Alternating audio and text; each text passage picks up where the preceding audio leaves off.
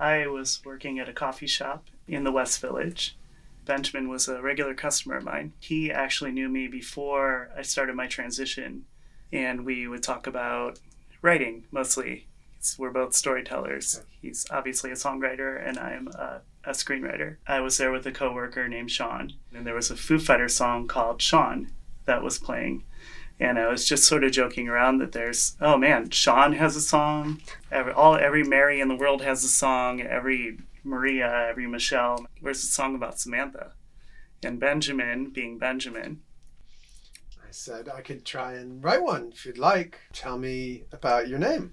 I took notes and we recorded it and we followed up. I tried to treat it very journalistically and really do the homework to honor this story. And I was so amazed by your story. I wanted to honor that with my craft. As a MFA grad, I tried to look at it objectively, like as a writer myself. I think that's my job as a songwriter, is to learn from every song I write and by everything I write about, to gain a little bit more empathy, a little bit more humility, and to share stories that people can relate to. So I grew up in suburban Cleveland, Ohio. I'll date myself a little bit, but this would be the 80s and the 90s that I grew up. And growing up as a boy, best if I behaved as masculinely as possible. I wanted to not just dress like a girl, I wanted to act like a girl. I wanted to have a girl's name. I wanted to have long hair. I wanted all those things. I came out to my parents over the phone. My mother, I came out to her, I think a couple of years before. I told her that I might transition. And when I told my father over the phone, he did not receive it well. I don't know what his feelings were closer to the time that I came out. But we don't talk. I'll hear him on the phone when I talk to my mom. Let's talk about something positive for a moment. My mother embraced me. She went from her casual sort of, well, if that's what you need to be happy, to, you know what you're doing. You're a grown up, to sending me cutesy birthday cards, to her daughter. When I went into her place of work, she proudly introduced me to her coworkers. That's her daughter. For her, it's very simple. I am her child, and she wants me to be happy. What was it like for you to have me, a cisgendered songwriter, write and sing the song where the narrator of the song is you? You seem like you genuinely wanted to understand. I just felt if this person can tell this story beautifully, then why not? You kept me engaged in the entire process. Yeah. There was never a moment where you just kind of went off for a few months. I was always receiving snippets of the verses, the lines. New drafts and new drafts and new drafts. Yeah, and you wanted to know if you were doing it justice. And I felt like you were taking, some of the more painful moments and some of the more triumphant moments in my life and making them into something really beautiful and relatable. So when you signed the piece of paper that legally allowed you to be yourself, that said you're Samantha, what was that like? I'm a writer, but I struggle to put that into words. 30-something years of, the world telling me legally and otherwise that I am one person, and then suddenly I'm holding a court order that says that I can go by this other name, which is my real name. I walked out of a courtroom on a cold January day, and I was just walking, on clouds. I'd never experienced a moment in my life like that before. I went to the DMV and got my license. That's what I did to celebrate. Pragmatic. Yeah, I went on a frenzy. I wanted to change everything. So I think I probably just went home and I'm like, what can I change on my computer? Samantha said to me, it wasn't, since high school, she's never been so excited on all her papers to F. Yes. Before I got my name change, it just feels like you're not a real person. You are to look like this picture. You are to accept being called all the pronouns that go along with this identity. And it can make you feel like no one.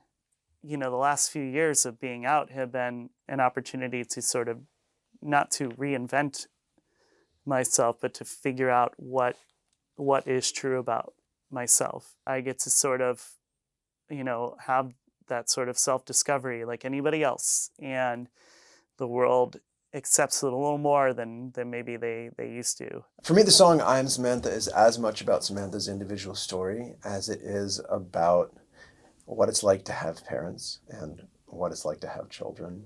I was writing the song when my wife was pregnant with our first child, and I wanted to be a good father to this kid. And I was nervous about being a good father to my child.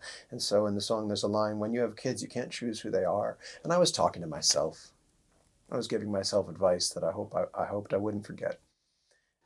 To share this with the world, and feel that uplift at the end of the song, and know that that's an expression in a way of what I felt when I could finally just be myself. It's God, I mean, it's a thrill. It's I feel completely like humbled and like, you know, honored to be a part of this. We were talking about, well, if we're going to make a music video, it should be a trans person directing the music video. I got hipped to T. Cooper, the director who had directed the documentary film Man Made Yeah. about trans bodybuilders. And I mean, if ever there was a prime example of how do you become yourself, which I think is such a universal story, yeah, T's film was about that. I haven't been on a lot of film sets, but I don't imagine that many of them were the way that the I Am Samantha music video and behind the scenes shoot. It was an entirely trans cast. All 27 members of the cast were transgender.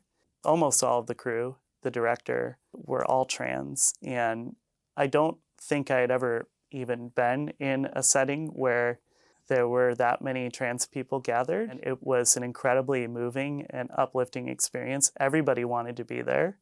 People were singing snippets of the song all weekend, and Benjamin was there to help them out with his guitar. And the ages Yeah. of these folk, there are people Yeah. in their late 60s down to trans youngsters who are in high school. Trans teens, and it was incredibly moving to see trans teens with accepting parents. I one in particular, I had like a lengthy chat with, and I let the mother of this trans teen know just what it meant for me to see her just interacting with her daughter like, this is my daughter, It just seems so normal. A mother and daughter, the daughter just happens to be transgender. When trans, non-binary, and gender non-conforming people hear I Am Samantha, when they see the music video, the behind the scenes, my sincere hope is that people feel the way that I felt the first time I saw, Laverne Cox in that third episode of Orange is the New Black. I hope that they feel seen. I hope that they feel less alone, that they feel affirmed. Another reason for me to share my story is that it's also my way of like paying forward all that I've received from people who are willing to share. And I then get to become part of that history of normalizing and, empowering others. Frankly, being in a music video about my life, and it's bizarre. I feel like this isn't like about some achievement or anything like that. This is less about me, and it's more about the story of something that I went through that a lot of people go through.